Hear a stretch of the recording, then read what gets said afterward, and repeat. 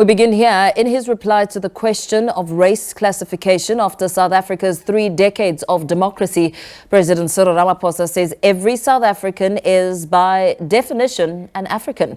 Ramaphosa was responding to the Patriotic Alliance's question on the legal provision that the Khoi-San Indians, coloureds and whites are not Africans.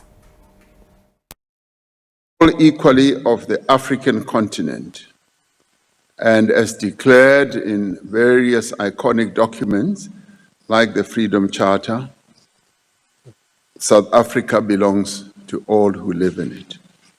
Just as we are all equally South African, we have an equal claim to this country. As we work to overcome the racial and other divisions of the past, we have put in place what I would call legislation and other measures to redress the effects of discriminatory laws and practices and conventions that used to take place in this country. Now, President Cyril Ramaphosa says as matters stand, there is no intention to reform the mineral royalty regime. He says the royalty regime incorporates an element of the principle of underlying tax rents. The president was responding in the National Assembly to ANC MP Dumiseni Ntuli's question on infrastructure and economic diversification in line with the World Bank report. Rate is applied to the sales value of a mineral and is determined by a formula that varies to profitability as well as to whether the mineral has been refined or unrefined. When a mineral is refined, more taxation is paid. There is a minimum rate to ensure that even if profitability is low, the country is still reimbursed for resources that are extracted. In this way, government collects more corporate tax revenue and mineral revenue, royalty revenue rather, as well as other taxes.